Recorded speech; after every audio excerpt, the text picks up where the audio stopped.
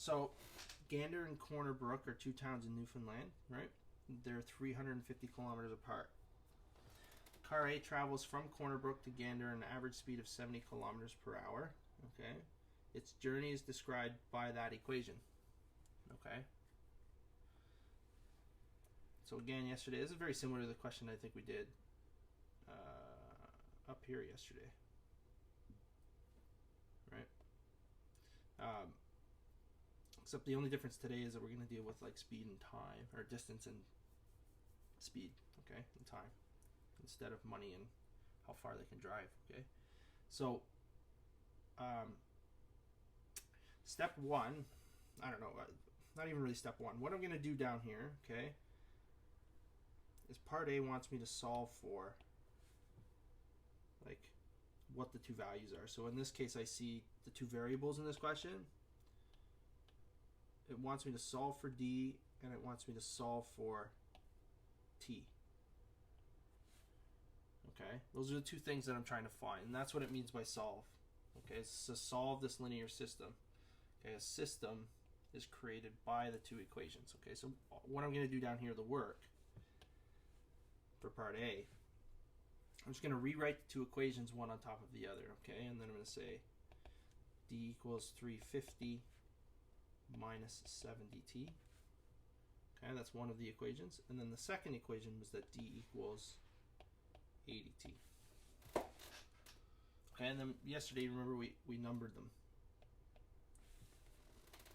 Okay, as equation 1 and 2. Okay, so I haven't done anything crazy yet. This is just me setting up a question that looks like a nice question this way, right? Now, step 1 yesterday, if you guys remember, actually I could, step 1 said get one of the variables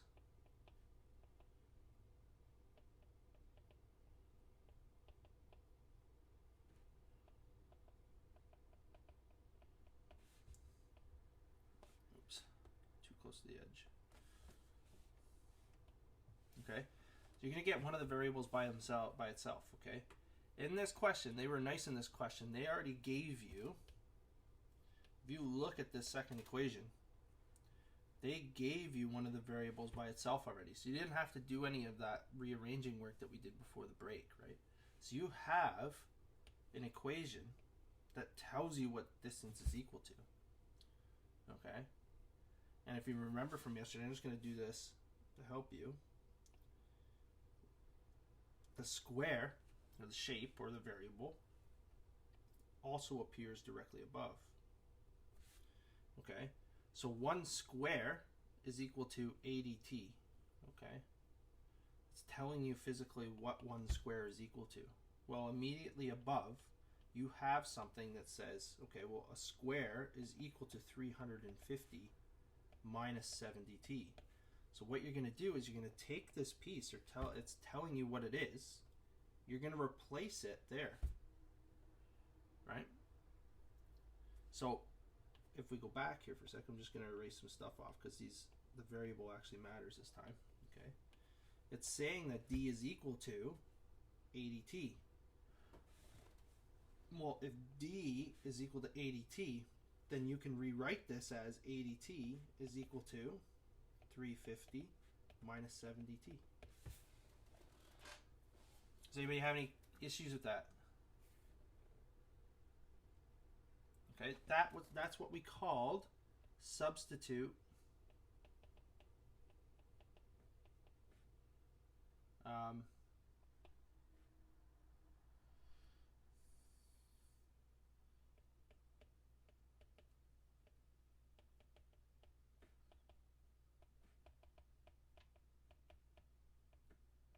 out of room. Okay, you're going to substitute the result from the isolation that you did. Okay. In this instance, like, D was equal to 80t. So you just physically, here's the other equation basically. D equals 80t. That's what you've done. Now, you can take the skills that we used from before the break now, and you're going to, step 3 was going to be like what we call collect like terms, right? So you guys remember is remember when I asked you to sort the little squares and the rods on your desk, right, into two separate groups. That's what we're doing by collecting like terms. Okay, so what you've got here, you've got some numbers and you've got some letters, in this case t's, right? You've got negative 70 t's on the one side and you have 80 t's on the other. So what I want you to do is to collect like terms and organize them. And we're going to organize by getting all the variables or the letters on one side and all the numbers on the other. Okay, so with this, what I want you to do is take the 70t and move it to the other side. Okay, and to do that, you're going to have to add 70t to both sides. Okay, because negative 70t plus 70t is going to equal 0. They cancel each other, right? That's why we've done it. Okay, so you're going to rewrite the next line. So it's 80t plus 70t equals 350. Okay, and you just clean it up. You actually just do the math now, right? So whatever 80 plus 70 is, right, is going to be 80 and 70 is going to be 150 t, right, is equal to 350. Okay, so all I've done is condense these two down into 150t. And then from there, this is attached with multiplication. So to untie it, you're going to use division. And what you do to one side, you have to do to the other. So I'm going to divide by 150. And so t is going to equal 350 divided by 150, which is going to equal, if you pull up your calculator,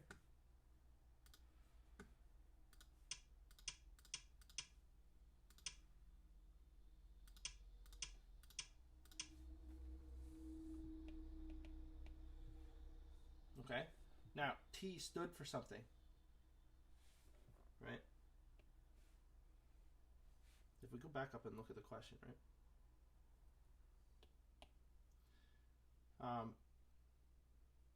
It's giving you like information. Actually, I told you down here explicitly, and this is what we're going to do with the word problems today. For each car, d is in kilometers, is what it represents, right? It represents the distance traveled by the car. And then t represents hours or time, right? So you're going to go down here and you're going to say, okay, well, it's t equals 2.33 hours. Okay, and what this means, if you guys remember from yesterday, if we look, I'm going to go back up here for a sec. If we looked here, yesterday's question was like, how far did they drive? Okay, it took 100 kilometers for these two lines to cross, which basically meant one car, or they passed each other on either side of the highway. Okay, so let's go back down, and we look at our question. This represents here how long it took for these two cars to pass each other on opposite sides of the highway. Okay, it took 2.33 hours. Right, so you could write that. You could write, therefore it took 2.33 hours for the cars to pass each other.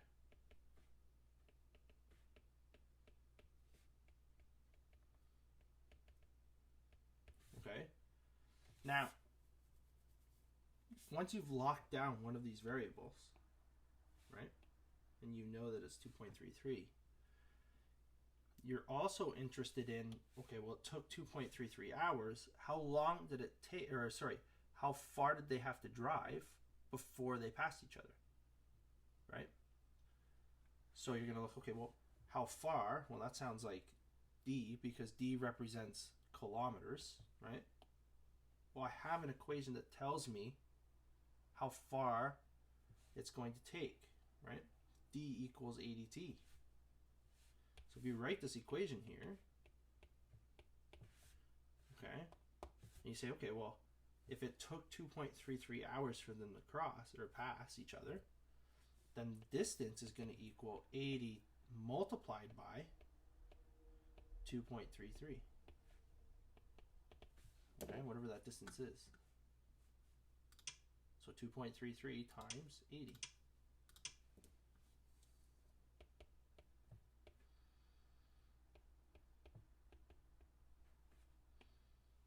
Okay.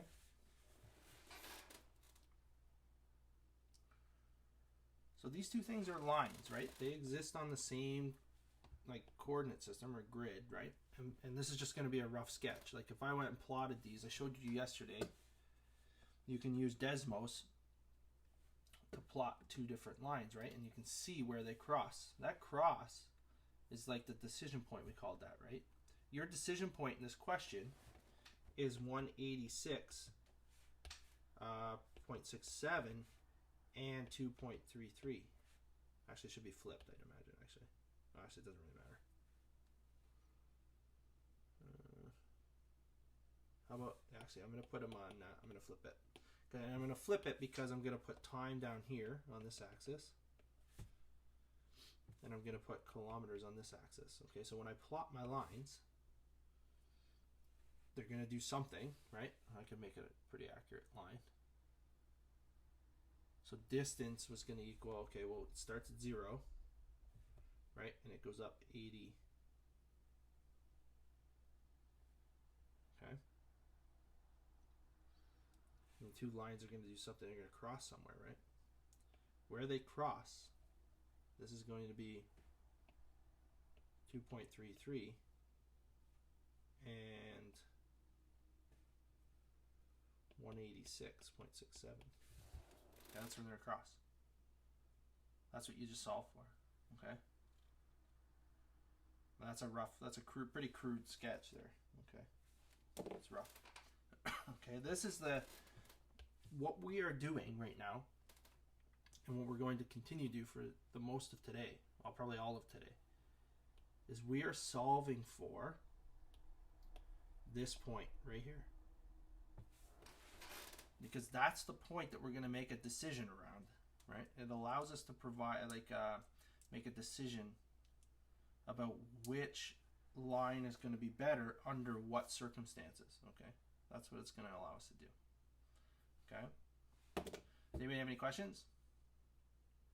You can put them in the chat if you want. I'll wait a couple minutes here, okay? Just get caught up or whatever.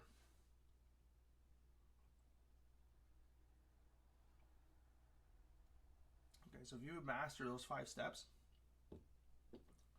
you're laughing. Like it's I can't ask you. The only way I make it more difficult is if I make the equations harder to come up with, which we're going to see in a minute. But I'm probably not going to do that. Your goal is just to come up with those 5 steps. Just master those 5 steps, and you're good. Okay, I'll hit stop there.